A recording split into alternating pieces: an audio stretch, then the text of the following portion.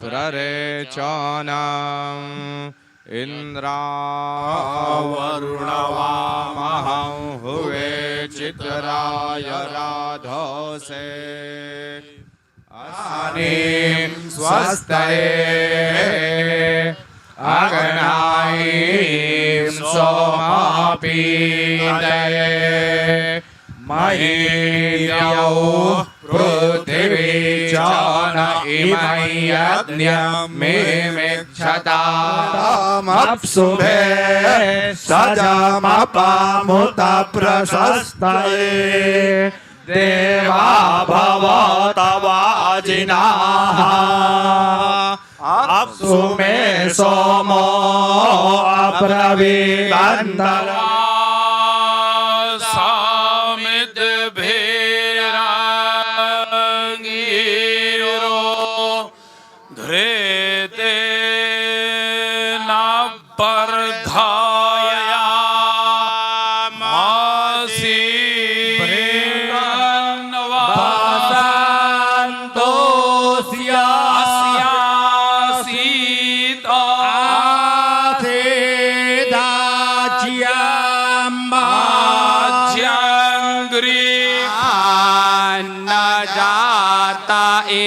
येषाः वेनस्तत्पश्यन्निहितं गुहासद्यतर विश्वं भूतस्य कामः कामो भूतस्य भव्यस्य भूतस्य भव्यस्य भव्यस्य भूतस्य भूतस्य भव्यस्य त्वयि यज्ञेष्वीड्यः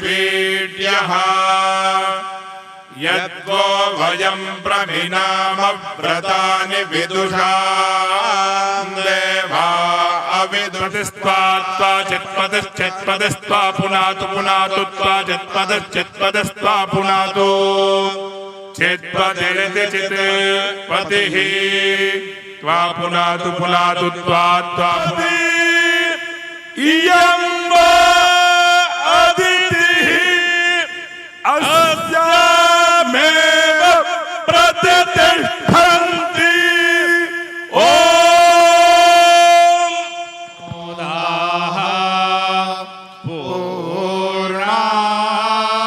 पूर्णामेवष्ट्वा सेचम्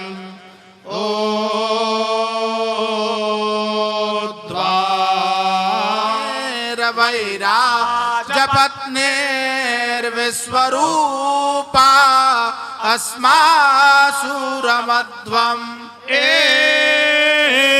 गावो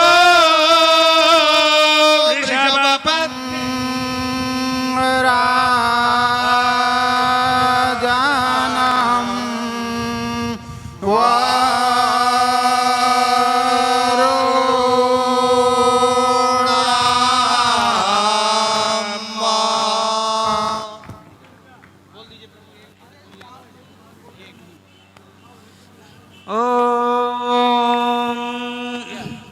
अग्ने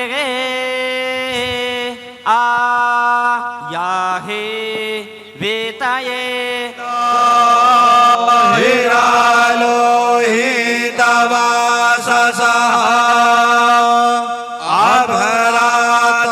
अभरातारयिव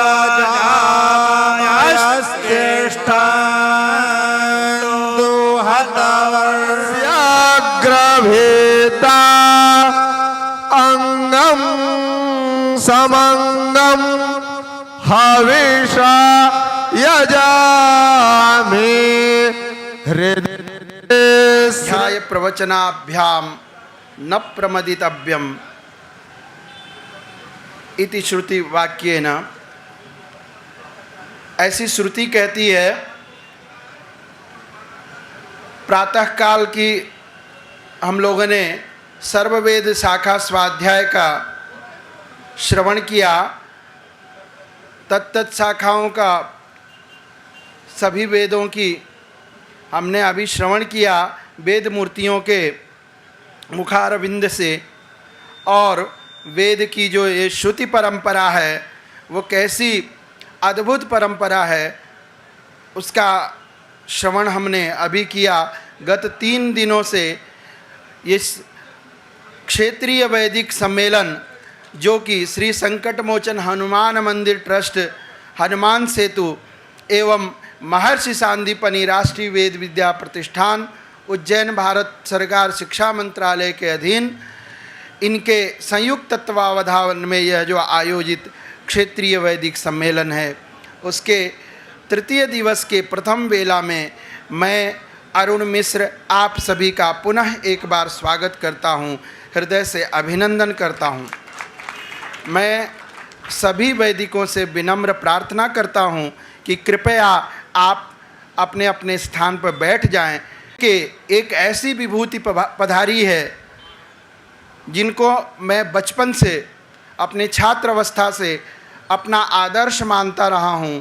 ऐसे जिन्होंने वेद के लिए शताधिक पुस्तकों का प्रणयन करके और संपादन करके कुछ ऐसी संहिताओं का और ऐसे ब्राह्मण ग्रंथों का जो एक तरह से प्रचलित नाम से तो प्रचलित थे, एक तरह से लोप हो गए थे, ऐसे संहिताओं का और आपके सानिध्य में और आपके कर कमलों से हुआ ऐसे आचार्य प्रवर पूज्य गुरुवर प्रोफेसर ओम प्रकाश पांडे जी हमारे बीच में हैं।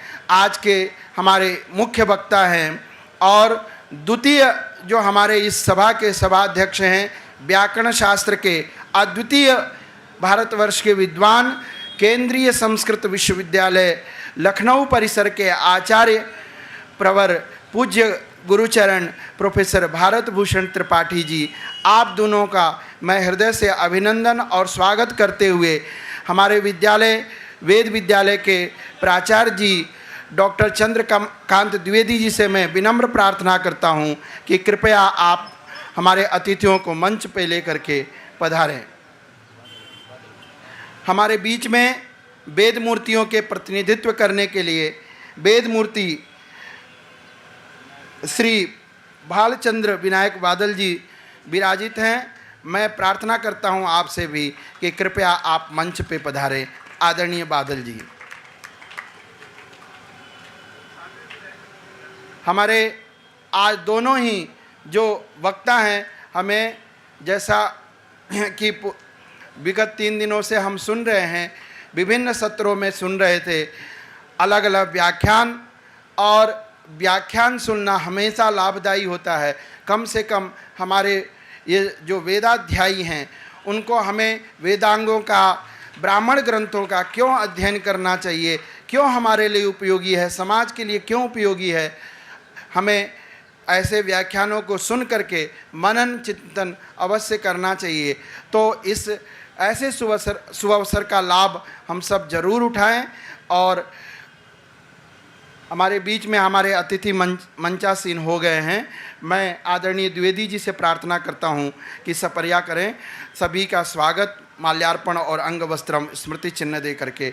हमारे आदरणीय पांडे गुरु जी का मैं प्राचार्य डॉक्टर द्विवेदी जी से प्रार्थना करता हूं, एवं वेद विद्यालय के हमारे जो वेदाध्यापक गण हैं, आप सभी से मेरी प्रार्थना है कि सहयोग करें। कृपया आप सभी वैदिकों से मेरी प्रार्थना है कि आप करतल ध्वनि से आदरणीय पांडे जी का अभिनंदन करें। हम सभी के लिए बड़ा गौरव, कई ऐसी पुस्तकें हैं, ब्राह्मण के ग्रंथ आपको मिलेंगे जो महर्षि सांदीपनि वेद विद्या प्रतिष्ठान के जब आप सचिव के पद पे अलंकृत थे, सब जानते हैं, अपनी छात्रावस्था में कुछ लोग रहे होंगे, आपके द्वारा अनेकों पुस्तकों का संपादन करके आपके सामने लाया गया और ये महनीय कार्य आपके द्वारा हुआ। वेद विद्या प्रतिष्ठान का जो आप भव्य भवन देख रहे हैं उज्जैन में जो स्थित है, उस भूमि में इतना विवाद था, उस विवाद का भी आपके द्वारा ही निराकरण किया गया, जो आज इतना विशाल परिसर वहाँ का बना हुआ है। आपके कार्यकाल को जिन लोगों ने देखा है, अद्वितीय कार्यकाल रहा है। और आप न केवल भारत में अपितु आप फ्रांस में, आप फ्रेंच के अद्वितीय विद्वान हैं।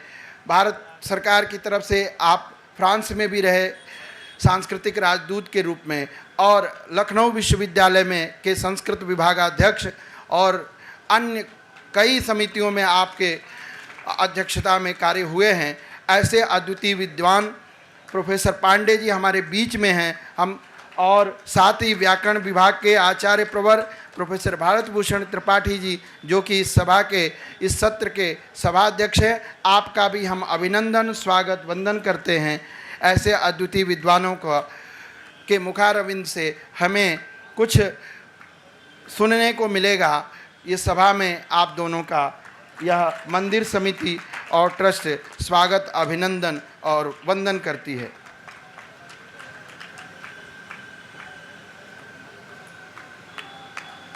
हमारे बीच में वेदमूर्ति बादल जी का माल्यार्पण एवं स्वागत करते हुए विद्यालय के प्राचार्य डॉक्टर द्विवेदी जी एवं अन्य हमारे वेदमूर्ति आचार्यगण।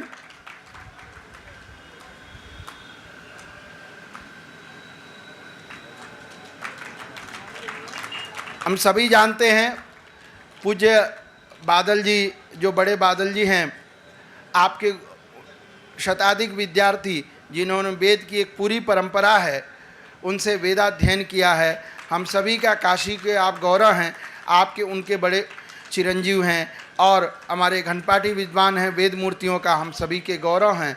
हम सभी आपका अभिनंदन और स्वागत वंदन करते हैं इस मंच के माध्यम से इस त्रिदिवसीय क्षेत्रीय वैदिक सम्मेलन में। मैं इसके पश्चात हमारे आदरणीय प्राचार्य द्विवेदी जी से मैं प्रार्थना करता हूं कि वाक पुष्पांजलि द्वारा इन सभी का अभिनंदन और स्वागत करें। डॉक्टर द्विवेदी जी।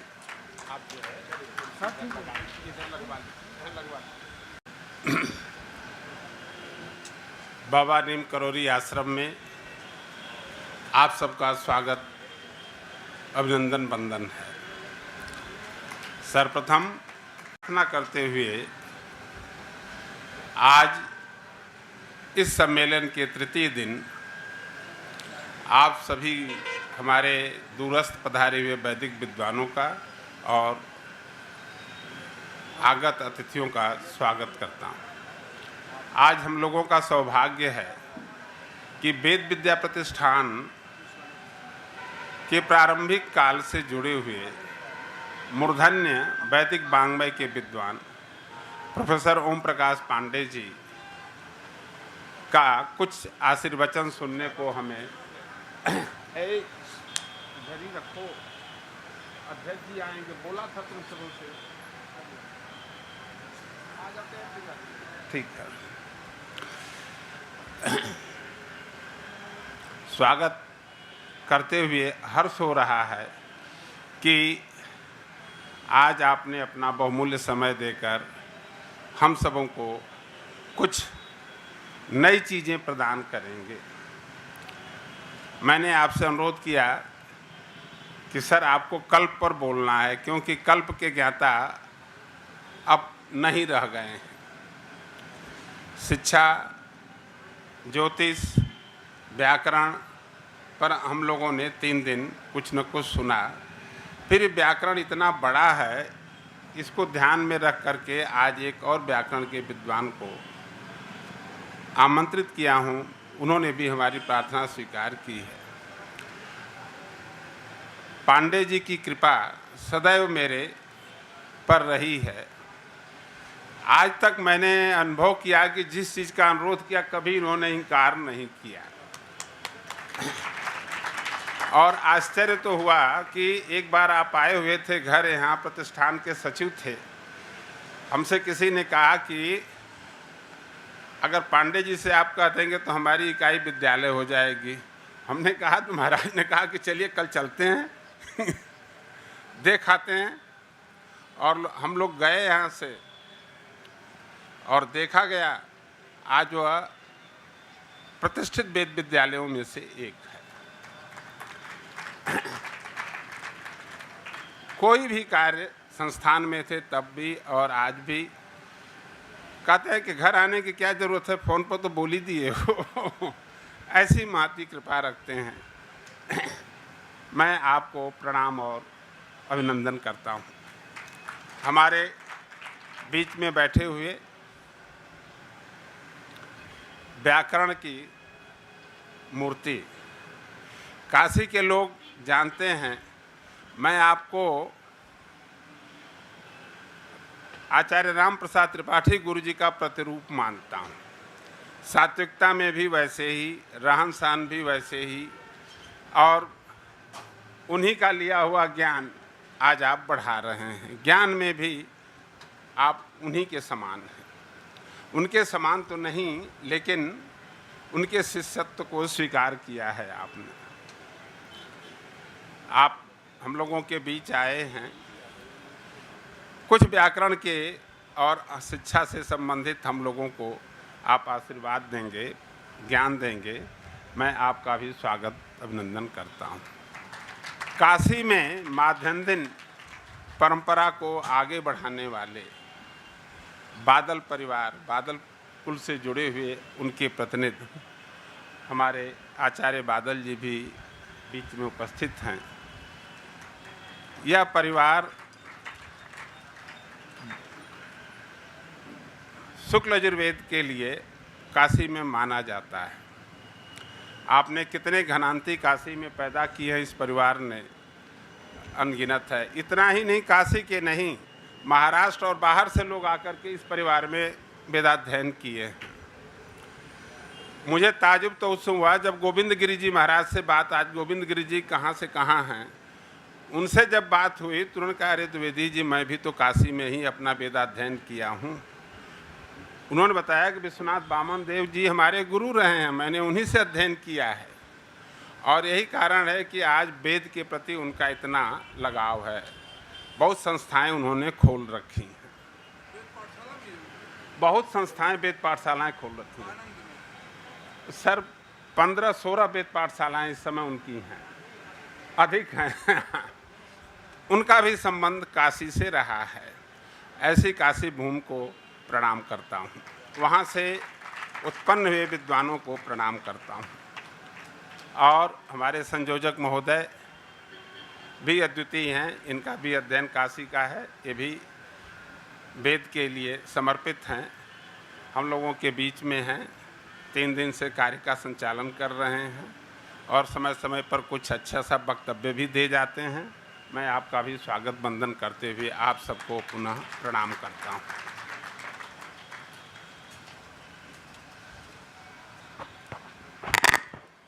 धन्यवाद प्राचार्य जी। जैसा द्विवेदी जी ने बताया, मैं बीच में ज़्यादा बाधा न बनते हुए पूज्य गुरुचरण पांडे जी का मैं आपको बता दूं कि जब आपका कार्यकाल सचिव का था तो मैं उस समय मध्य प्रदेश के गुना में वेद पाठशाला में मैं वेदाध्यापन के लिए मुझे आप ही के समय लाया गया, और पूज्य गुरु जी का इतना सरल हृदय था। मैं समझता हूँ कि उस समय कितने शताधिक विद्यालय कम से कम प्रारंभ हुए होंगे, और सभी को कोई बात नहीं है, अभी बस 1 मिनट की बात। तो ऐसे पूज्य गुरु जी को मैं आमंत्रित कर रहा हूँ, क्योंकि हम ज़्यादा से ज़्यादा पूज्य पांडे जी को सुनना चाहते हैं। और जैसा कि विषय बताया है द्विवेदी जी ने, कल्पशास्त्र के ऊपर हमारे पूज्य पांडे जी का आज का व्याख्यान, विशिष्ट व्याख्यान, तो मैं सादर आमंत्रित करते हुए मैं गौरव का अनुभव कर रहा हूँ। पूज्य पांडे गुरु जी को मैं आमंत्रित कर रहा हूँ कि हम सभी को संबोधित करें और आप्लावित करें। पूज्य पांडे जी। प्रचेतयति केतुना धियो विश्वा विराजति पावका नः सरस्वती वाजिभिर्वाजिनीवती यज्ञं वस्तु धिया वसु स्तुता मया वरदा वेदमाता स्तुता मया वरदा वेदमाता प्रचोदयन्तां पावमानी द्विजानाम् आयुः प्राणं पशुं ब्रह्मवर्चसं मह्यं दत्त्वा व्रजत ब्रह्मलोकम्। परम सम्मान्य अरे भाई कैसे काम चलेगा?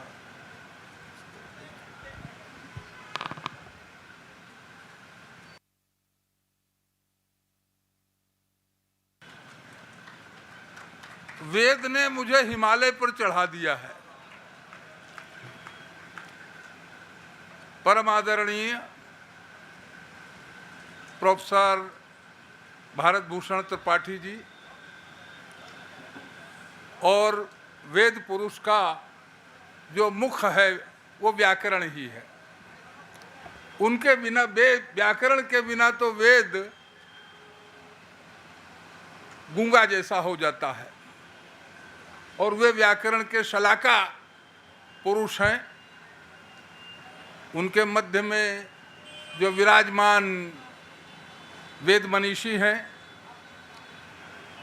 और बंधुवर चंद्रकांत जी जो मेरे अनन्य हितैषी हैं, हर शुभ कार्य में सम्मिलित होने का परिश्रम उनका होता है और गौरव मुझे मिलता है। वे जब किसी पर कृपालु होते हैं तो सीमाओं की चिंता नहीं करते। ये अरुण जी जो मेरी प्रशंसा कर रहे थे, ये भी मेरे शुभ चिंतक हैं और मैं अपने सामने विद्वानों, वेद पाठियों और वटुकों का यह जो समुदाय देख रहा हूं, इसके रूप में मुझे वेद का भविष्य दिख रहा है। वेद का भविष्य मुझे किसी प्रकार आशंका से ग्रस्त नहीं कर रहा है। मुझे लग रहा है वेद का भविष्य उज्जवल है। एक पुस्तक मैंने पढ़ी थी और हम सबने पढ़ी होगी, संस्कृत की बड़ी अच्छी किताब है, आपको मिले तो जरूर पढ़िए, पाठ्यक्रम में भी कहीं कहीं है। नाम है भोज प्रबंध। राजा भोज विद्वानों को जो दान देते थे, किसी को 1 लाख दिया, किसी को 2 लाख दिया, किसी को 3 लाख दिया, तो उनकी कीर्ति का विवरण उसमें है। उसमें जो सबसे अच्छी चीज मुझे लगी, 2 चोरों की कथा है। एक चोर का नाम है शकुंत और दूसरे का नाम है मराल। उस समय चोर को फांसी दी जाती थी, सूली पर लटका दिया जाता था। तो वे चोर आपस में बातचीत कर रहे हैं कि भाई हम लोग चोरी कर रहे हैं, एक दिन फांसी पर जरूर लटकेंगे, सूली पर चढ़ाए जाएंगे, क्यों ना अच्छा हो हम ये चोरी करना बंद कर दें। तो एक चोर ने दूसरे से पूछा, तुम कब छोड़ रहे हो चोरी करना? कहा भाई मेरी चिंता ये है कि मेरे माता पिता जो अभी काशी का गौरव बतलाया जा रहा था, वृद्ध हो गए हैं, वे काशी में वास करना चाहते हैं। उनको जितना धन चाहिए उतना धन मैं अर्जित कर लूं, फिर ये चोरी करना छोड़ दूंगा। उसके साथी ने उससे पूछा कि अच्छा तुम कब छोड़ रहे हो? तो उसने कहा कि मुझे ये जो वेद पाठ करने वाले हैं, इनकी धनहीनता की बड़ी चिंता है। इनकी जेब हमेशा खाली रहती है।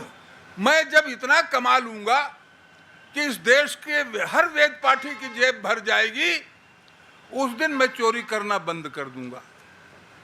मुझे लगा कि जिस देश का चोर भी वेद पाठियों की रक्षा करने के लिए सन्नद्ध है, उस देश में वेद कभी संकट में पड़ ही नहीं सकता है।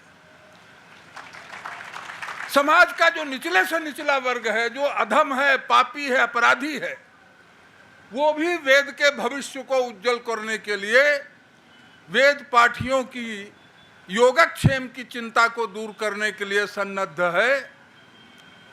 अब मैं अपने विषय पर आता हूं। ये भाई हम हटा दें तो कैसा रहे? हाँ हाँ, नहीं मुझे असहज लग रहा है। हाँ, वेद किसी ग्रंथ का नाम नहीं है, ये भगवान का, नारायण का वांग्मय विग्रह है।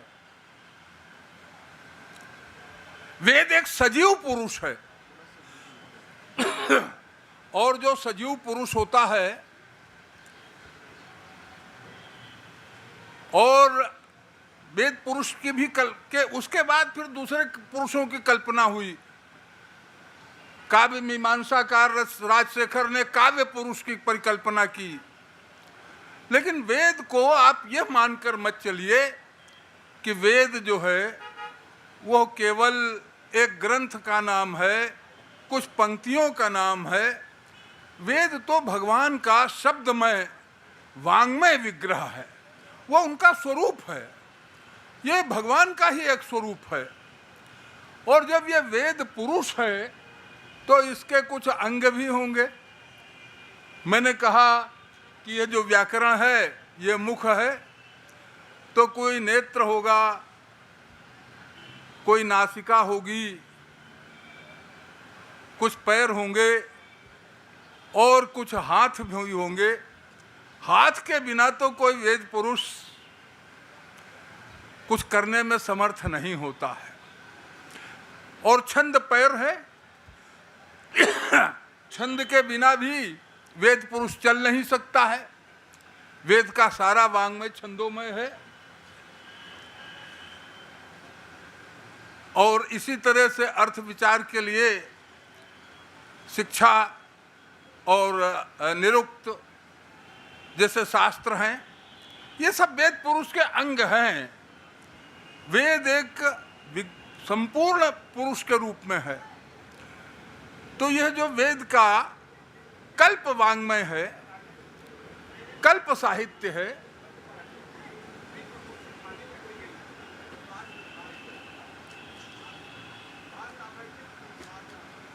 यह कल्प वांग्मय जिसकी बात हमने कही, यह आर्ष नहीं है, लेकिन आर्ष वांग्मय की प्रतिष्ठा पर प्रोक्त साहित्य है। इसका प्रवचन हुआ है और वे मनीषी जिन्होंने कल्प वांग्मय का प्रणयन किया, प्रवचन किया, वे इस समाज के निर्माता थे।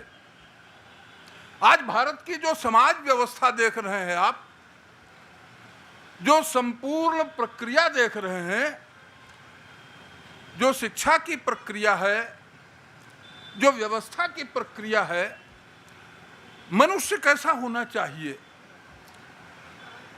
तो वेद तो सिद्धांत है और सिद्धांत कभी स्वयं बोलता नहीं है, कल्प उसका प्रयोग है। यह कल्प शब्द जो है क्लिप संपद्यमाने धातु से बना है और यह वो वांग्मय है जिसने मनुष्य को मनुष्य के रूप में परिणत करने का प्रयत्न किया, आदमी का निर्माण शुरू किया। और यह अपनी जगह पर 4 प्रकार से प्राप्त होता है। श्रौत सूत्रों के रूप में, धर्म सूत्रों के रूप में, गृह्य सूत्रों के रूप में और स्वल्प सूत्रों के रूप में। और बड़ा जीवंत है ये। अब यज्ञों का जो श्रौत यज्ञ हैं, उन्होंने कभी राजाओं को दिग्विजय की प्रेरणा दी थी। अश्वमेध यज्ञ दिग्विजय का प्रेरक और नियामक था। राजसू यज्ञ करते थे और राजसू यज्ञ केवल पूजा पाठ का नाम नहीं था, उसमें घोड़ों की दौड़ भी होती थी, अश्वधावन, रथों की दौड़ होती थी, बहुत सारी प्रतियोगिताएं होती थीं। इसी तरह से अश्वमेध भी वर्ष भर चलता था और अपने पुरातन इतिहास, पुरातन सम्राटों, उनके द्वारा की गई दिग्विजयों का वर्ष भर उल्लेख होता रहता था कि हम कायर न रहें, कमजोर न रहें, निरंतर पुरुषार्थ के लिए उद्यत हों। अश्वमेध की पूरी प्रक्रिया अगर देखिए, 400 राजकुमार उसकी रक्षा के लिए जाते थे और वही कर सकता था दिग्विजयी सम्राट। पुष्यमित्र शुंग ने बुद्ध के बाद भी 2-2 अश्वमेध यज्ञ किए थे और उनके पुरोहित बने थे महर्षि पतंजलि। वे व्याकरण पढ़ने गए थे पतंजलि के पास, लेकिन पतंजलि ने कहा कि तुम सेनापति हो इस पाटलिपुत्र जिसकी राजधानी है उस विराट साम्राज्य के, देश के सीमाओं पर हमला हो रहा है, पहले उसका मुकाबला करो जाकर। यूनानी आक्रमणकारी अयोध्या तक बढ़ाए हैं। अरुणत यवनत साकेतम, और वो राजस्थान में भी चले आए थे। अरुणत यवना मध्यमिका, मध्यमिका शब्द राजस्थान के लिए प्रयुक्त होता है। पहले उस यूनानी सेना का मुकाबला करो, व्याकरण बाद में पढ़ लेना। और फिर पुष्यमित्र शुंग ने उन यूनानियों को हिंदू कुश की पहाड़ियों के उस पार धकेल कर 2-2 अश्वमेध किए थे। 2-2 बार वो गया था उनका दमन करने के लिए। तो श्रौत यज्ञों का संपादन बड़ा महत्वपूर्ण था। समय परिवर्तित होता है और बड़े बड़े श्रौत सूत्र जो हैं वो आज केवल अध्ययन के विषय रह गए हैं। उसी में सुलभ सूत्र भी आता है जो हमारे पूरे रेखा गणित, सारी ज्यामिति का आधार है। अग्नि चयन के लिए जो वेदी बनती थी, आपके जानने के लिए चीज है, वो जो अग्नि चयन की वेदी बनती थी उसमें कोई ईंट तोड़ कर नहीं लगाई जाती थी और अनेक आकारों की वो वेदी बनती थी, पक्षियों के आकार की और विभिन्न आकारों की। और लेकिन एक एक ईंट पहले से नाप कर ही बनाई जाती थी और पकाई जाती थी, लेकिन तोड़ कर कोई ईंट नहीं लगती थी, खंडित ईंट नहीं लगती थी उसमें। इतनी सूक्ष्म रेखा गणित थी। आज जो पाइथागोरस की थ्योरम कहलाती है वो हमारे ही बौधायन प्रमेय है। त्रिभुज के तीनों अंतःकोणों का योग 2 समकोण के बराबर होता है। यह पाइथागोरस की खोज नहीं है, यह सुलभ सूत्रों की देन है। और सुलभ सूत्र ज्यामिति के आदि आधार हैं। तो यह जो सारी प्रक्रिया है, और हर वेद के अपने स्रोत सूत्र हैं, शाखाओं के अनुसार भी स्रोत सूत्र हैं। इसी तरह से सबके अपने गृह सूत्र हैं, सबके अपने सुलभ सूत्र हैं। काल के प्रवाह में बहुत सी चीजें नहीं रह पाई। ये तो एक तरह से यह जो कल्प है वेद विहित कर्मों के अनुष्ठान का माध्यम है हमारे पास। ये हाथ हैं वेद पुरुष के। हस्तौ कल्पोथ पठ्यते, और इसकी परिभाषा भी यही की गई है कि कल्पो वेद विहिता नाम कर्मणाम आनुपूर्वेण कल्पना शास्त्रम। और यह इनके सूत्र, हमारे बंधुवर त्रिपाठी जी के सूत्र जो होते हैं व्याकरण के, वे बड़े सूक्ष्म सूत्र होते हैं। और उनके विषय में ये कहा जाता है कि अर्धमात्रा लाघवेन वैयाकरणा, हम गिरेंगे नहीं, वेद मुझे गिरने नहीं देगा। अर्धमात्रा लाघवेन वैयाकरणा पुत्रोत्सवम मन्यन्ते। अगर सूत्र में आधी मात्रा की कमी हो गई तो वैयाकरणों को ऐसी खुशी होती थी कि जैसे उनके घर में पुत्र का जन्म हो गया हो, लड़का पैदा हो गया हो। लेकिन गृह सूत्रों के जो सूत्र हैं वे सब सूत्र बड़े बड़े हैं, बहुत छोटे सूत्र नहीं हैं। क्योंकि विवाह में पूरी बात बतानी है। अगर जरा सा भी जो अनुष्ठान हो रहा है वैवाहिक, उसमें कोई न्यूनता रह गई तो पूरा गृहस्थ जीवन चौपट होने की संभावना रहती है। इसलिए गृह सूत्रों के जो सूत्र हैं वे बड़े महत्वपूर्ण हैं और इस समाज की संपूर्ण संरचना इन्हीं गृह सूत्रों पर प्रारंभ हुई। धर्म सूत्र भी इनके पूरक ही हैं। धर्म सूत्र आश्रमों की व्यवस्था और भी सारी व्यवस्था वो देखते थे। उन्हीं के आधार पर आगे स्मृतियों का निर्माण हुआ सरल भाषा में। लेकिन धर्मसूत्र ही स्मृतियों के मूल हैं और वो बड़े महत्वपूर्ण हैं। उनमें सामाजिक भेदभाव नहीं दिखाई देता है। तो यह जो हमारे गृह सूत्र हैं, आज इनकी सबसे ज़्यादा चर्चा हो रही है। अब ऋग्वेद है, ऋग्वेद के 3 स्रोत सूत्र हैं, आश्वलायन, सांख्यायन और कौशितकी। इसी नाम से इनके गृह सूत्र भी हैं।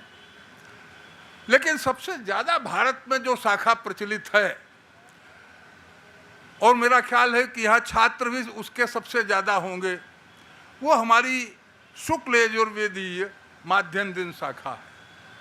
पहले यह उत्तर भारत तक सीमित थी, लेकिन अब दक्षिण भारत में भी यह प्रचलित हो गई है और दक्षिण भारत में भी शुक्ल यजुर्वेद माध्यम दिन शाखा का अध्ययन हो रहा है। और इसी तरह से कृष्ण यजुर्वेद है। कृष्ण यजुर्वेद सबसे प्राचीन है, इसमें कोई संदेह नहीं। यजुर्वेद का प्रथम स्वरूप जो था वो कृष्ण यजुर्वेद के रूप में ही था। और वैशंपायन व्यास के शिष्य थे। आगे याज्ञवल्क्य ने शुक्ल यजुर्वेद का प्रारंभ किया। सीधे सूर्य से उस आदमी ने, आदित्य संप्रदाय कहलाता है, सीधे सूर्य से उस महापुरुष ने, जो जनक का भी गुरु था याज्ञवल्क्य, उसने शुक्ल यजुर्वेद को सीधे सूर्य की उपासना से प्राप्त किया था।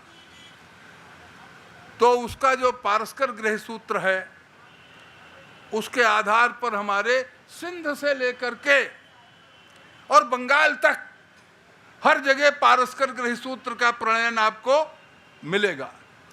ये पारस्कर नाम है वहाँ के सिंध का एक जिला है थर पारकर।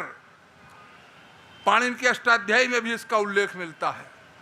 बाद में किसी ऋषि का नाम भी इसके आधार पर पड़ा, लेकिन मूलतः यह गृह सूत्र है शुक्ल यजुर्वेद की माध्यम दिन शाखा का।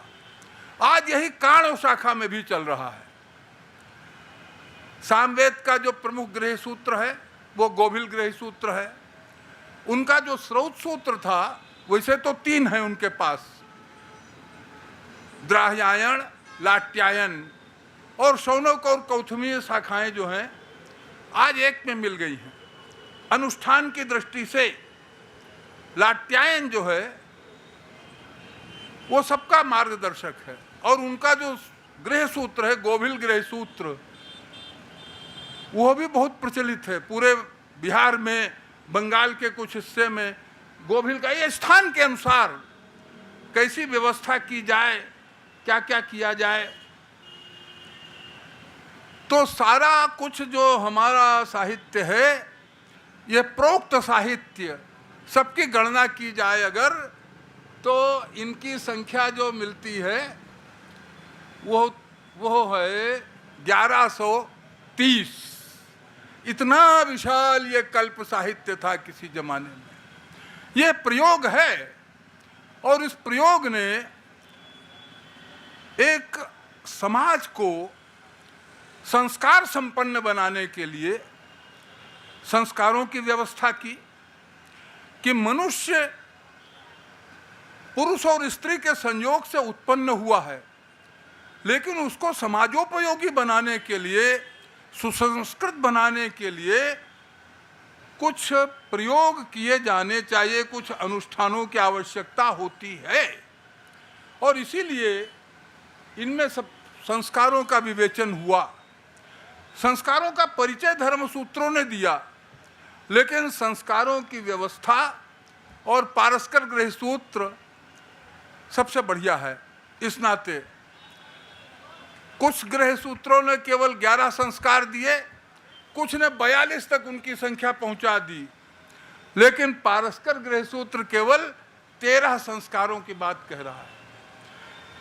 संस्कार तो जन्म से पहले से प्रारंभ हो जाते हैं और मृत्यु पर्यंत चलते हैं, जीवन भर। पहले तो घर में जो अग्नि होती थी, अग्निहोत्र के लिए उसी अग्नि से, जिसमें दैनंदिन अग्निहोत्र होता था, उसी अग्नि से व्यक्ति का दाह कर्म भी अंत में उसी अग्नि से होता था। वो अग्नि जीवन पर्यंत प्रज्वलित रखी जाती है। जीवन के भीतर हमारे जीवन में भी एक आग है, लेकिन वो सोई पड़ी है। उस आग को प्रज्वलित करने की आवश्यकता है। और कैसे प्रज्वलित की जाए?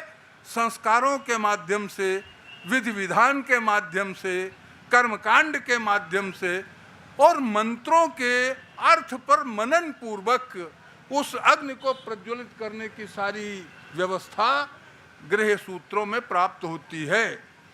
और ये गृह सूत्र आज भी बहुत प्रासंगिक हैं। इन गृह सूत्रों ने ही समाज को सुसंस्कृत बनाने का कार्य किया। उपनयन भी, वेदारंभ भी, और आज जो समावर्तन संस्कार है, जिसको हम कहते हैं दीक्षांत महोत्सव, उसका उपदेश तो गृह सूत्रों में ही प्राप्त होता है। आज भी यही सिखाया जाता है दीक्षांत उपदेश में। सत्यम वद धर्मम चर स्वाध्यायान मा प्रमदाः यानि अस्माकं सुचरितानि तानि त्वयोपास्यानि नो इतराणि। जो हमारे अच्छे काम हैं उनको तुम करो। और इन गृह सूत्रों में सबसे बड़ी चीज तो ये आती है, इतना तो सिखा देते हैं, लेकिन गृह सूत्रों के जो प्रवचन करता थे वे बड़े बुद्धिमान थे। जब विद्यार्थी आप जानते हैं स्नातक क्यों कहते हैं? 8 घड़े जल से उसको स्नान कराया जाता था। 3 प्रकार के स्नातक होते थे, विद्या स्नातक, व्रत स्नातक और विद्या व्रत स्नातक। 8 घड़े जल से। और जब उसका समावर्तन होता है, आज की भाषा में दीक्षांत होता था, तो आचार्य उसको कुछ व्यावहारिक बातें भी बताते थे। बड़ी महत्वपूर्ण बातें हैं, आज के दीक्षांत में वो नहीं बताई जाती हैं। उससे गुरु कहता था कि 6 में नक्तम ग्रामांतरम न गच्छेत। भाई अगर सब कुछ घर में ठीक ठाक चल रहा है तो रात में दूसरे गांव में मत जाना, रात में मत जाना, अगले दिन चले जाना। कितनी व्यावहारिक बात है जीवन की। कोई संकट आ सकता है, उपनयन के समय तो उसे पलाश का दंड दिया जाता है, लेकिन विवाह के समय उसे बांस की मोटी लाठी थमाई जाती थी, क्योंकि अब उसको पत्नी की भी सुरक्षा करनी है, अपनी सुरक्षा भी करनी है।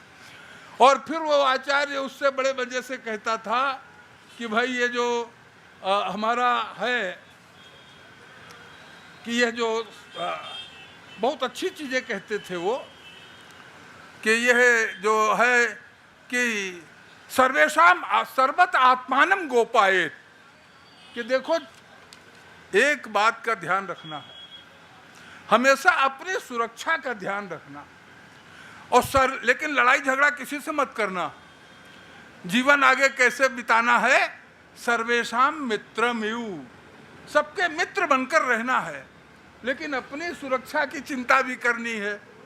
तो यह जो संस्कार थे, यह पशु के रूप में उत्पन्न मानव को एक सुसंस्कृत समाजोपयोगी व्यक्ति निर्माण की एक व्यवस्था थी, जो गृह सूत्रों में उपलब्ध है और बड़ी प्रासंगिक है ये। इसके साथ यह जो कर्मकांड है, बहुत से लोग कहते हैं कि भाई इतना कर्मकांड की आवश्यकता क्या है। जीवन में एक रसता आ जाती है, ये जो उत्सव हैं, ये जो अनुष्ठान हैं, ये जीवन की एक रसता को भी दूर करते हैं। जीवन में एक ही काम करते करते कभी कभी ऊब होने लगती है। तो इन संस्कारों के माध्यम से, इस कर्मकांड के माध्यम से, इस मंत्र पाठ के माध्यम से जीवन में एक उत्साह का संचार, उल्लास का संचार और एक निरंतर कर्मरत रहने की जो प्रेरणा है वो प्राप्त होती है। तो ये बड़े महत्वपूर्ण थे। और अवांछित प्रयोग भी हमारे आसपास आते हैं। वांछित प्रभाव और अवांछित प्रभाव, जीवन में दोनों प्रकार के प्रभाव होते हैं।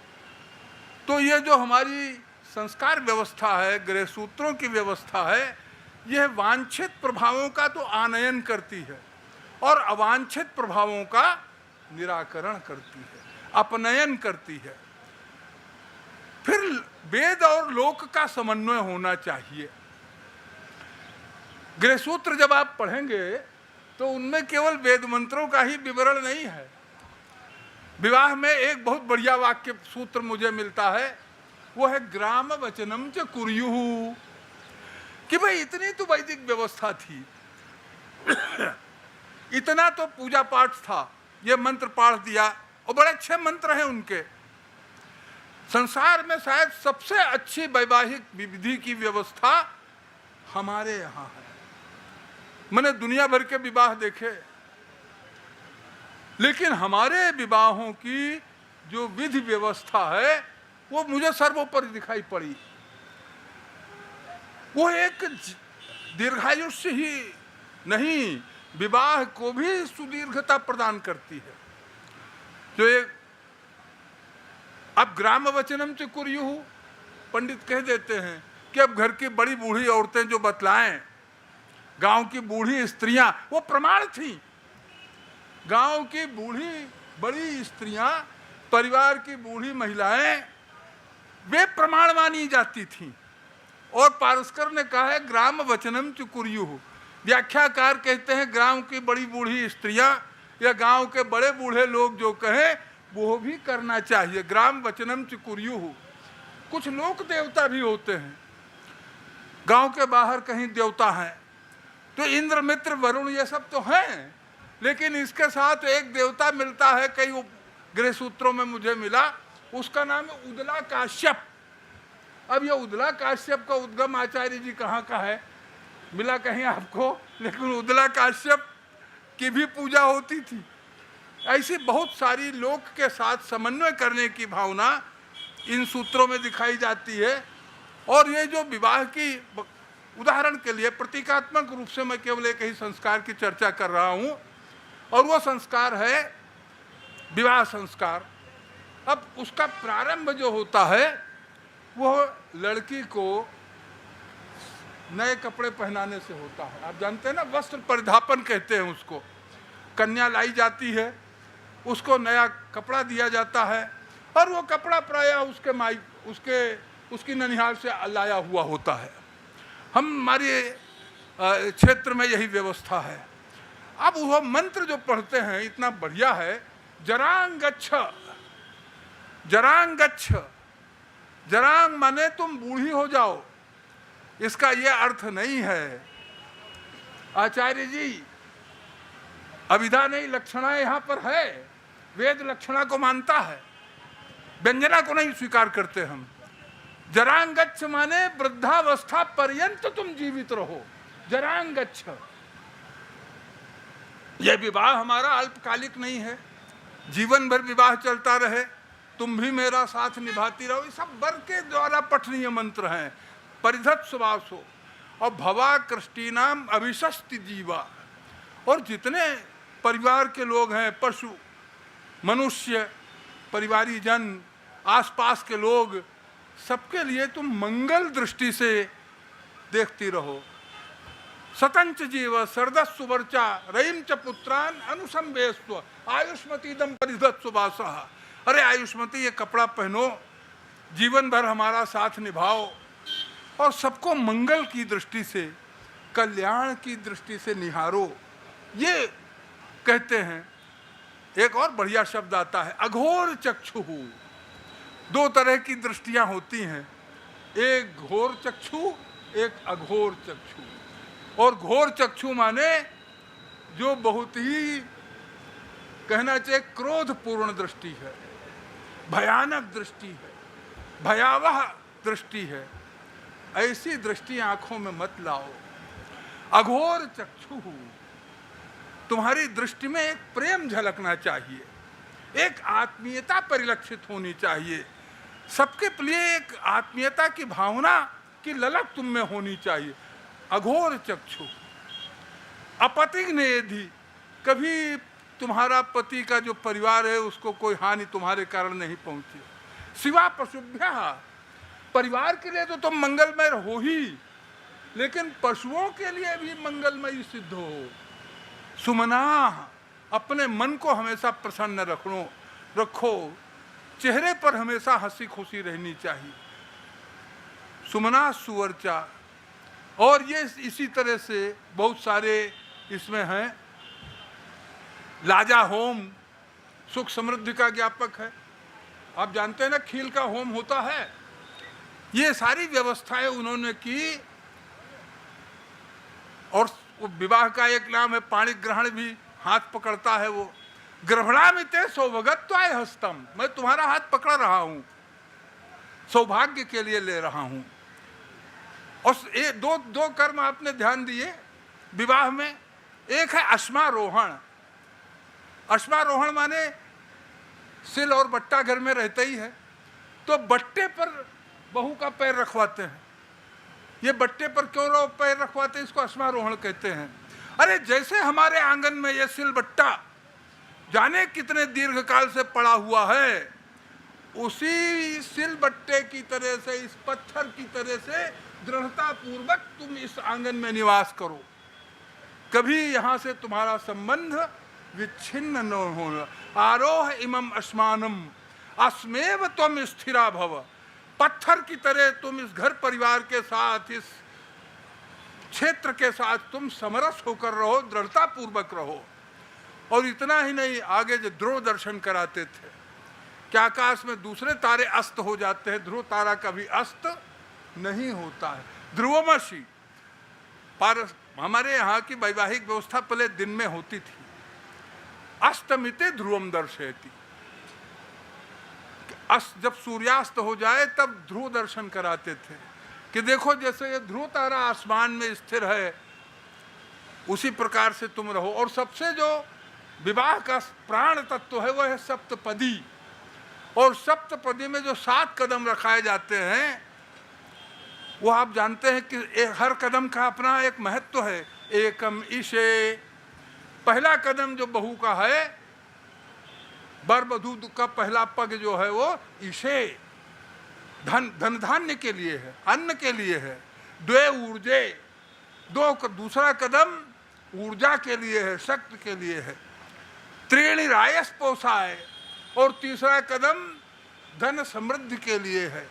चत्वारि मायो भवाय, और जो चौथा चरण है वो सुख के लिए है, आनंद के लिए है। पंच पशुभ्य, 5वां कदम पशुओं के लिए है। तो इस तरह के ये सारी सप्तपदी की व्यवस्था थी। मम व्रतेते हृदयम दधामि, मैं अपने हृदय को तुम्हारे हृदय से मिलाता हूँ, दोनों को एक बनाता हूँ, दोनों में कोई अंतर न रहे, विचार में कोई भिन्नता न रहे, कार्यक्रम में कोई भिन्नता न हो। तो ये सारी सो व्यवस्था है। एक बात और करके मैं अपनी बात पूरी करूंगा, और वो गोभिल ग्रह सूत्र में मिलती है, और हमारी तरफ भी इधर भी दिखाई देती है जहाँ के आप हैं। आपने देखा होगा जिस दिन मंडप का आच्छादन होता है, उस दिन घर की कुछ महिलाएं कन्या पक्ष की कन्या को ले जाती हैं नदी के किनारे, तालाब के किनारे, मंदिर के किनारे आसपास, और उससे कुछ अंजलि में मिट्टी भराकर लौटती हैं। अब इस मिट्टी का क्या महत्व है? उसके वो हाथ में जब लौटती है लड़की, तो हाथ में उसकी मिट्टी भरी रहती है, अंजूरी भरी रहती है मिट्टी से।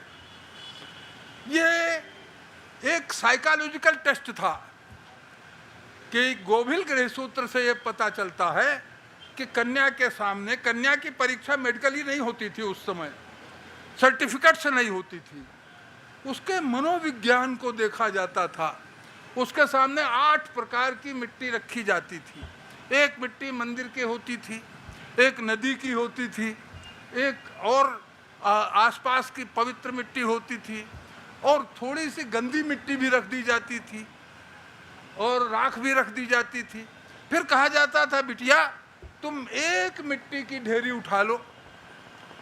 अब वो अगर वो मंदिर की मिट्टी उठा रही है तो इसका अभिप्राय है कि वो पवित्र संस्कारों वाली है, स्वच्छ अंतःकरण वाली है, धर्म कर्म की दृष्टि वाली है। लेकिन अगर वो मरघट की मिट्टी उठाती है, अगर वो गंदी मिट्टी उठाती है, कूड़े करकट की, तो इसका मतलब ये है अशुचि स्वभाव की है, अपवित्र स्वभाव की है। ये एक मनोविज्ञान की परीक्षा थी। लेकिन ये विवरण केवल गोभिल गृह सूत्र में मिलता है। तो ये सारा कुछ होता था। उपनयन में मेधाम में वरुणो देवा और ये सब है। तो ये गृह सूत्रों का अध्ययन होना चाहिए। हम स्त्रियों को, बहुत से लोग आपत्ति करते हैं, सांदीपनि संस्था तो भारत सरकार की है, इसमें लिंग भेद नहीं है, जाति भेद नहीं है, धर्म भेद नहीं है, ये तो भारत के संविधान के अनुसार चलती है। लेकिन बहुत से रूढ़िवादी कहते हैं कि स्त्रियों को नहीं पढ़ाना चाहिए। मेरी मान्यता भिन्न है। मेरी मान्यता है कि अगर स्त्रियां नहीं पढ़ेंगी तो बच्चे भी वेद नहीं पढ़ेंगे। अगर माता जीजाबाई नहीं होंगी तो शिवाजी भी तैयार नहीं होंगे। समाज में शिवाजी तैयार करना है तो जीजाबाई को तैयार करना पड़ेगा। लेकिन हम संहिताएं न पढ़ाएं उन्हें, हम उन्हें गृह सूत्र तो पढ़ा सकते हैं। गृह सूत्र तो उनके क्षेत्र की चीज है, गृह कर्मों का विवरण है, उसमें और चीजें पढ़ा सकते हैं। तो ये जो कल्प वाङ्मय है ये बहुत प्रासंगिक ब्राह्मण है और बहुत बढ़िया बातें हैं इसमें। माने आप जब पढ़ेंगे इन गृह सूत्रों को, सबसे ज्यादा प्रचलन तो कल्प साहित्य में इन्हीं का है, और ये बहुत बड़ी संख्या में है। ये लोग समाज के चिंतक थे। आज जिनको हम समाज शास्त्री कहते हैं, जिन्हें संविधान वेत्ता कहते हैं, हम जिनको विधि निर्माता मानकर चलते हैं, ये वे लोग थे जिन्होंने इस समाज को सुसंस्कृत करने के लिए इस प्रोक्त साहित्य का प्रणयन किया। समाज को वीरव्रती बनाने के लिए, पराक्रमी बनाने के लिए, विक्रमी बनाने के लिए उन्होंने अश्वमेध और राजसूय जैसे यज्ञों की व्यवस्था दी, पराक्रम करने की प्रवृत्ति उत्पन्न की। और यह जो वास्तु शास्त्र है और दूसरी जो व्यवस्थाएं हैं, इसके लिए उन्होंने शुल्ब सूत्र की, शुल्ब कहते हैं धागे को। आज भी हम टेप से ही तो नापते हैं ना, घर बनाने चलते हैं, दाग बेल लगाने से पहले शुल्ब से ही नापते हैं। शुल्ब माने धागा, वो जिससे वो नाप जोक करते थे। तो बड़ी महीन नाप थी उनकी, उनमें ज्यामिति के बहुत सारे तत्व छिपे हुए हैं। उनका अध्ययन बहुत कम हुआ है, लेकिन होशियारपुर में 1-2 लोग हैं जिन्होंने बड़े परिश्रम से कुछ ग्रंथ निकाले हैं। तो आवश्यकता है इस कल्प वाङ्मय को भी पढ़ने की। संहिता भी पढ़िए। श्रौत सूत्र ब्राह्मण ग्रंथों के संक्षिप्त स्वरूप हैं, उनकी विधियों का ले लिया है इन्होंने। अब मीमांसा शास्त्र का अध्ययन कम हो रहा है, इसलिए स्रोत सूत्रों का अध्ययन भी कम हो रहा है। तो आवश्यकता ये है कि संहिता कंठस्थ करने के साथ, ब्राह्मण ग्रंथ को पढ़ने के साथ, ये सायण भाष्य पढ़ने के साथ ही, मध्यन्दिन भाष्य पढ़ने के साथ ही इस कल्प साहित्य के भी अध्ययन में आप संलग्न हो जाएं। बहुत बहुत धन्यवाद आपको। और पारस्कर गृह सूत्र की सरल हिंदी भाषा टीका मैंने कर दी है, बहुत पहले की थी, सन 76 में, आज से लगभग 50 वर्ष पहले। ये भी उपलब्ध है सरल भाषा में, अनुष्ठान की विधि भी है। अच्छे कर्मकांडी बनना चाहते हैं तो इसको जरूर पढ़िए आप।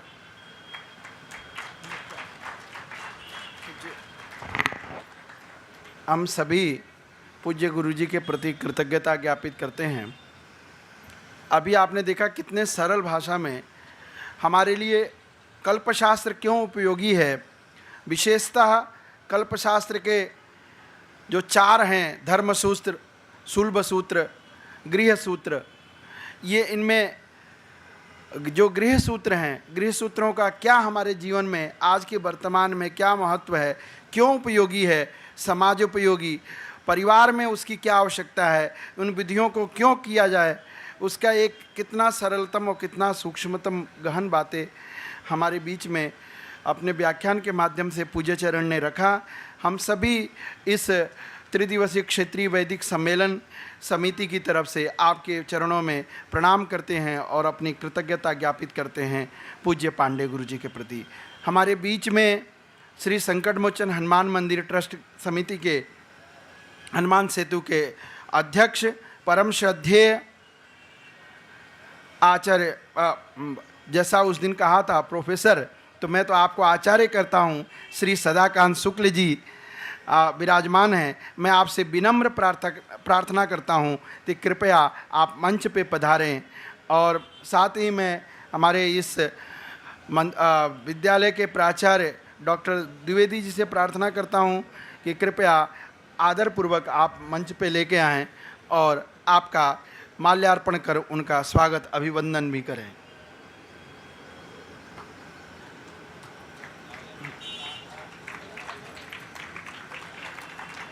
इस कल्पशास्त्र के व्याख्यान के पश्चात मुखम व्याकरणम स्मृतम, यह द्वितीय व्याख्यान हमारे बीच में जो मैं द्विवेदी जी से प्रार्थना करता हूँ कि कृपया माल्यार्पण कर आदरणीय श्री सदाकांत शुक्ल महोदय का स्वागत और वंदन करें। आप श्री संकटमोचन हनुमान जी जो ट्रस्ट है, यह आप उसके श्रद्धेय अध्यक्ष हैं और प्रथम दिवस से आप सभी को ज्ञात है कि ये इस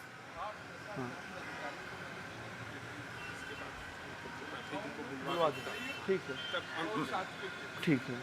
मैं ज़्यादा आपका समय न लेते हुए आदरणीय हमारे बीच में व्याकरण शास्त्र के आचार्य, केंद्रीय संस्कृत विश्वविद्यालय के लखनऊ परिसर के व्याकरण विभाग के अध्यक्ष आदरणीय मैं प्रोफेसर भारत भूषण त्रिपाठी गुरु जी को सादर आमंत्रित करता हूं कि कृपया पधारें, हम सभी को आप्लावित करावें। आदरणीय त्रिपाठी जी। ध्येयं सदा परिभवग्नमभीष्टदोहं तीर्थास्पदं शिवविरञ्चिनुतं शरण्यं भृत्यार्थियं प्रणतपालभवाब्धिपोतं वन्दे महापुरुषते चरणारविन्दं वन्दे महापुरुषते चरणारविन्दम्। मंच पर विराजमान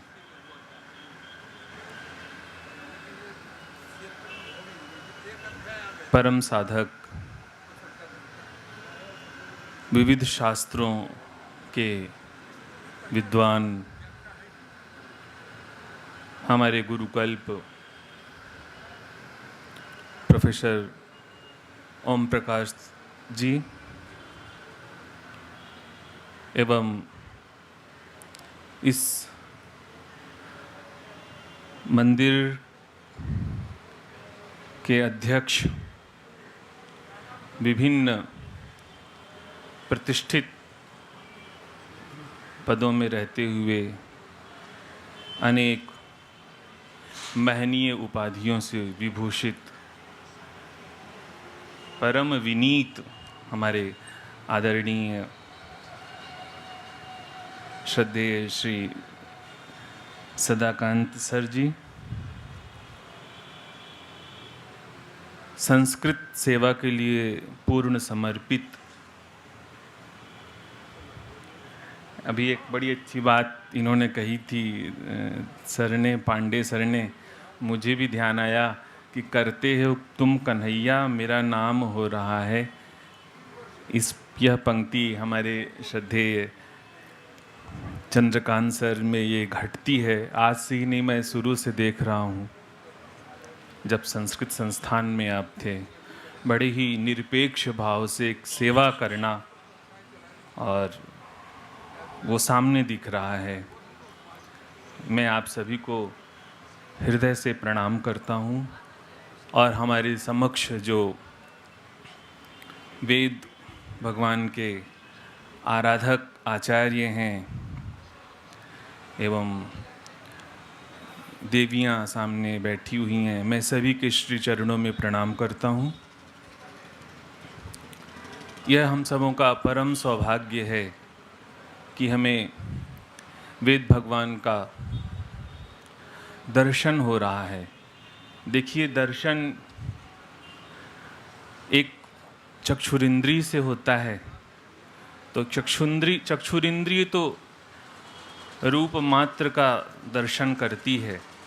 यदि रूप है तो चक्षुरिंद्रिय देखेगी, रूप नहीं है तो चक्षुरिंद्रिय नहीं देखती। लेकिन एक दिव्य इंद्रिय है जो निरूप वस्तु का भी साक्षात्कार करती है, और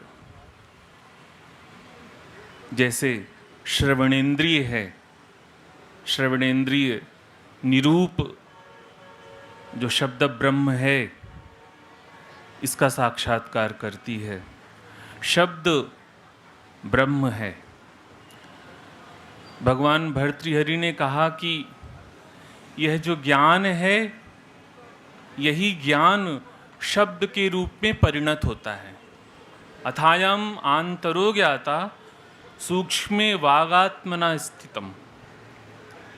यह जो हमारे अंतः स्थित जो आत्मरूप ज्ञान है, यही आत्मरूप ज्ञान, यही आत्मा शब्द के रूप में परिणत होती है। वही शब्द क्या है? वही शब्द वेद है, ब्रह्म राशि है। सबसे पहले जब सृष्टि का प्राकट्य होता है तो अनादि निधनम ब्रह्म शब्द तत्वम यदक्षरम विवर्तते अर्थभावेन प्रक्रिया जगतो यतः। यतः शब्द, यतः ब्रह्मणः परब्रह्मणः जगतः प्रक्रिया प्रथमा क्रिया प्रथम आविर्भावः वेदस्य भवति। तस्मात् वेदतः इयं सृष्टिः घटपटाद्यर्थ रूपेण या सृष्टिः वर्तते सा सृष्टि विवर्तते। तो यह जो शब्द ब्रह्म है, यह अनादि है। शब्द, ये जो हमने बात अभी कल्पसूत्र की यह जो है अंग है, यहाँ अंग का अर्थ क्या है? वेद का कोई अंग नहीं है। वेद अपने आप में पूर्ण है, क्योंकि ये सब तो बात की कल्पनाएं हैं आचार्यों की, ऋषियों की, महर्षियों की। तो वेद अपने में पूर्ण है, और ये हमारी दृष्टि से बने हुए हैं। हम जो बोद्धा हैं, उस वेद भगवान के बृहत स्वरूप को हम समझ सकें, तो यह जो है श्रोता की दृष्टि से जो है इन शास्त्रों का प्रणयन हुआ। इसलिए जो है यह अंग का मतलब यहाँ पर उसके उपकारक हैं। ये जितने भी वेद के अंग हैं, षडंग हैं, ये वेद के उपकारक हैं। इसलिए जो है इनका भी जो है महत्व है। और सबसे बड़ी बात तो यह है कि वेद एक ज्ञान राशि है। हमारे जितने भी शास्त्र हैं, उन शास्त्रों का मूल आधार वेद है। चाहे न्याय शास्त्र हो, मीमांसा शास्त्र हो, व्याकरण शास्त्र हो। अब व्याकरण शास्त्र में शब्द ब्रह्म की चर्चा की गई और कहा कि शब्द ब्रह्म क्यों, हम इसका अध्ययन क्यों करें? कहा ते मृत्युम अतिवर्तन्ते यो वै वाचम उपासते। इस शब्द ब्रह्म की साधना इसलिए करनी चाहिए कि जीवन का उद्देश्य क्या है, हम जीवन धारण किए हैं और उसका उद्देश्य क्या है। हमारे संत, हमारे सारे शास्त्रों के चिंतन का आधार ये चिंतन हुआ क्यों? क्यों शास्त्रों के लिखने की ये आवश्यकता पड़ गई? तो ये जो संसार है, दुख निमग्न संसार है, जो आध्यात्मिक, आधि भौतिक, आधि दैविक त्रिविध ताप से संतप्त है, उस त्रिविध ताप से संतप्त होने के लिए एकांतिक आत्यंतिक उपाय की जिज्ञासा हुई। इसी जिज्ञासा से जो है हमारे इन शास्त्रों की रचना हुई। हमारे ऋषियों ने देखा, भगवान वेद ने कहा तमेव विदित्वा अति मृत्युमेति नान्यः पंथा विद्यते अयनाय। तमेव विदित्वा, जब आप उस परम तत्व को समझ लेंगे, उससे आपका तादात्म्य स्थापित हो जाएगा। आप जिस स्वरूप में हैं अपने स्वरूप में स्थित हो जाएंगे। उस स्वरूप का स्वयं को स्वतः में बोध हो जाएगा। स्वयं में स्वयं की जागृति हो जाएगी, स्वयं को स्वयं का बोध हो जाएगा। तभी हमें जो है इस आत्यंतिक दुख की निवृत्ति संभव है। देखिए, वेद, इसका जो महत्व है, हमें इसका महत्व जब तक हम श्रद्धया हुतम दप्तम तपस्तत्तम कृतम चयत, ठीक है, दैनिक उपार्जन के लिए, दैनिक व्यवस्था के लिए सब अनिवार्य है, लेकिन इस वेद से हमें भी लाभ मिले। इस वेद का जो हम पारायण करते हैं, वैसे तो भाष्यकार ने कहा स्वरतः वर्णतो मिथ्या प्रयुक्तो न तमर्थ माह। तो क्या ये जो जिसको हम नहीं जान रहे हैं, केवल हम बोलते जा रहे हैं, अनग्ना विवशुष्कैधो न त्वज्जलति करचित, तो अब इसकी तो बहुत बड़ी प्रक्रिया हो गई कि आप पहले उसके स्वरूप को जानिए, उसके अर्थों को जानिए, प्रकृति प्रत्यय को जानिए, धातु को जानिए। तो ये तो अनंत वेद है, फिर हमें मिलेगा क्या? इसको तो देखिए, इसीलिए दो मार्ग हैं। यदि आप इससे कुछ प्राप्त करना चाहते हैं तो आप सिर्फ वेद भगवान के प्रति श्रद्धा से, इसकी जो आनुपूर्वी है, मंत्रत्व उसी में है, शक्ति उसी में है। वेद का वेदत्व जो है वेद की आनुपूर्वी में है। आप उस आनुपूर्वी को ही श्रद्धापूर्वक आप स्वयं अपने लाभ के लिए उसको पढ़िए, तो आपको निश्चित उसका लाभ मिलेगा और आपके माध्यम से आपके संपर्क में जो भी आएगा उसको भी लाभ मिलेगा। यह वेद बड़ी ही ईश्वर की कृपा है, अनुग्रह है कि हमें किसी व्याज से इसका अध्ययन करने का अवसर प्राप्त हो रहा है। और भाष्यकार ने कहा कि भाई यज्ञ हम करते हैं तो इतना बड़ा तामझाम क्यों करना है? यज्ञ में तो सीधे सीधे करते क्या हैं? आग में घी छोड़ देते हैं, तिल छोड़ देते हैं। तो ऐसे ही छोड़ दीजिए, ब्राह्मणों को बुलाना, यज्ञशाला बनवाना, फिर इतना वेद जो है पढ़ना। अरे आप जाइए और छोड़ दीजिए, कोई भी जाए छोड़ दे, तिल छोड़ दे, घी छोड़ दे। तो भाष्यकार ने कहा नहीं, एवं क्रियमाण अभ्युदयकारी भवति। यदि आप इस पद्धति से नहीं करते हैं तो अभ्युदय नहीं है। जो पुण्य जनकता है वह पुण्य जनकता एवं क्रियमाण अभ्युदयकारी भवति। तो जो इसका यजमान है, जो इस कार्य को कर रहा है, उसको यदि उस पुण्य फल को प्राप्त करना है तो उसको इस पद्धति से करनी। ये जो सारी पद्धति है, उस पद्धति से जब वह उस कार्य को संपन्न करेगा तो एवं क्रियमाण अभ्युदयकारी भवति। तो इसलिए इसका बहुत बड़ा महत्व है। और वेद जो है, एक चीज़ हम और हमारे यहाँ विद्यार्थी बैठे हुए हैं, हम थोड़ा सा एक संकल्प के विषय में थोड़ा सा, अपने आचार्य लोग तो सब विद्वान हैं, लेकिन कभी कभी हमारे विद्यार्थी जो है कहीं जाते हैं तो संकल्प में थोड़ा सा गलती हो जाती है प्रयोग की। चूँकि द्विवेदी जी ने कहा था हम थोड़ा व्याकरण के विषय में भी बता दें, तो हम के विषय में बता रहे हैं। जब एक सूत्र है पाणिनि का, स्वरतैतः कर्तृभिप्राय क्रिया फले, तो धातुएं कुछ स्वरितेत होती हैं जो उभयपदी होती हैं। तो हम जब संकल्प बोलते हैं तो अंत में हम बोलते हैं कि जैसे हम संध्या करते हैं तो संध्या कर्म अहम करिष्ये, कहीं पर हम करिष्यामि बोलते हैं। तो देखिए जो क्री धातु है ये उभयपदी है, इसका परस्मै पद में भी रूप होता है और आत्मने पद में भी रूप होता है।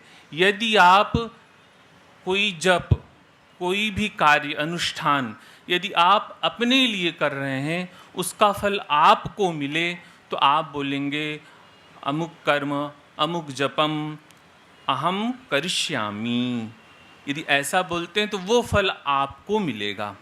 और यदि यजमान आपसे करवाता है तो आप बोलेंगे कि अमुक शर्मणे अहम जपम करिष्यामि। करिष्यामि माने दूसरे को, मैं उल्टा हमने बोल दिया था, इसका संशोधन कर लीजिएगा कि यदि हम दूसरे के लिए करते हैं, यदि हम जप यजमान के लिए करते हैं तो हम बोलेंगे कि अमुक शर्मणे श्रद्धेयाय सदाकांताय इदम जपम अहम करिष्यामि। तो ये जप का फल जो है आपको मिलेगा। परस्मै पद माने दूसरे के लिए और आत्मने पद माने अपने लिए। और यदि हम जप अपने लिए करते हैं तो जपम अहम करिष्ये। अच्छा, और यदि संकल्प आप बोलेंगे, संकल्प तो यजमान लेता है हाथ में जल और वो बोलता है कि ये मैं ये कर रहा हूँ, वो जल लेकर के बोल रहा है कि मैं ये कार्य आपसे करवाऊंगा, तो आप वो क्या बोलेंगे, यजमान क्या बोलेंगे, उनसे आप बुलवाइए कि इदम कर्म अहम कारयिष्ये।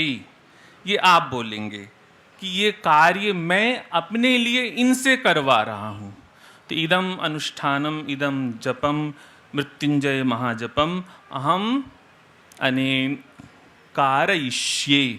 और आप क्या कहेंगे कि अहम करिष्यामि। अच्छा, आप यदि आचार्य हैं और आचार्य होकर के आप अपने नियंत्रण में जो लोग हैं उनसे करवा रहे हैं, आप भी नहीं कर रहे हैं, तो आप तो बोलेंगे कि अहम कारयिष्ये।